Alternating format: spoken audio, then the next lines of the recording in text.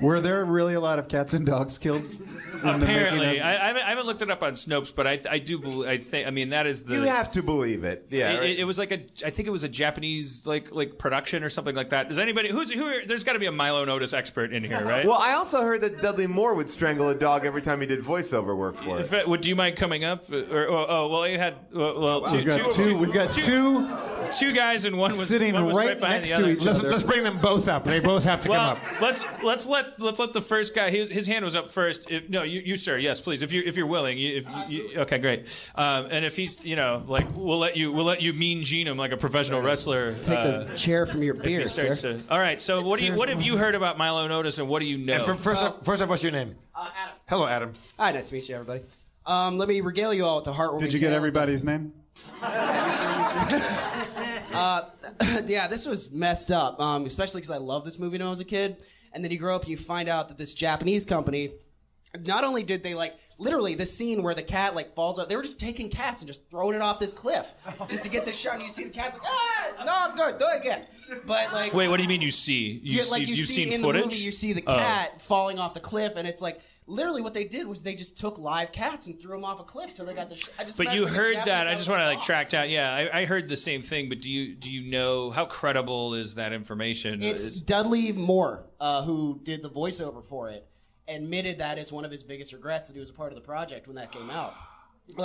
Not as Now there's still a sliver of possibility that Dudley Moore was simply told same as I was because he wasn't there. It's like he was Dudley stand in the bushes and be the voice of the cat, and he's like. And by the way, what are they doing over there? By the way, bollocks!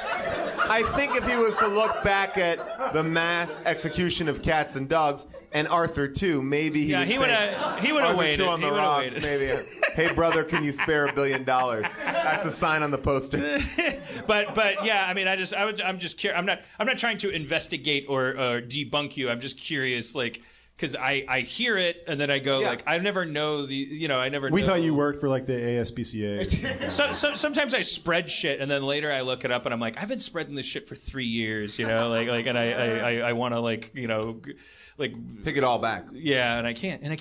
It's out there. How do I want to die? A Japanese production company killing me for defaming their credibility. No, but you know what? The fact that it wasn't made in the States makes me think that definitely animals died. I don't know how many. I just feel they didn't care. There's no I've heard anecdotal stuff. There's no CPAs on set. Under the subheading of that legend, whatever, if it's true or not.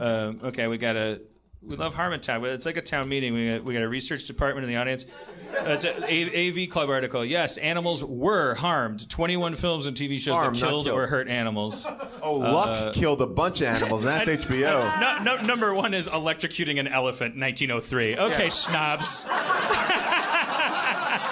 Of course. Yeah, that was Edison, of course. And then Stagecoach and Ben-Hur, as you might imagine. Jesse James. Okay. Ben-Hur, a fucking guy dies. They keep it in the picture. Heaven's Gate, 1980. I just heard that, this is a comedy show, right? It used to be. We went down after dead animals so hard. I gotta say, Haiti definitely started us off on the wrong foot. Made it through Naked Man killing a 5-year-old with a hatchet, though. That was me. I mean, did you pull this up, sir, because Milo and Otis was on this list? Because I'm just fact-checking. He was fact-checking. There's no relevance to Milo and Otis in this article. Oh, The Adventures of Milo and Otis is number 21. All right. Originally released in Japan in 1986, The Adventures of Milo and Otis depicted the best buddies relationship. But as cute as the film is, it's been dogged by rumors of animal cruelty. By rumors.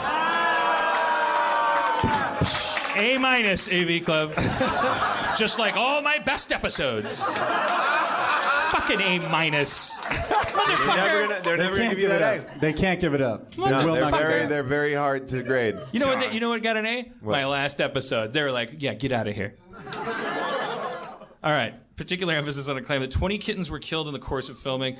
Though these are still describing the rumors. Though the rumors were never substantiated, animal rights activists point that the film's end credits don't use the standard American Humane Association claimer, but instead a more vague. The animals used were filmed under strict supervision with the utmost care for their safety and well-being. and their interment. Regardless of off-screen abuse, a lot a lot of what made it into the film meets any reasonable definition of animal cruelty. That's a good point. Like they're even on screen, even if they use the same cat and dog, it's like Jesus Christ, man, they don't work them that hard.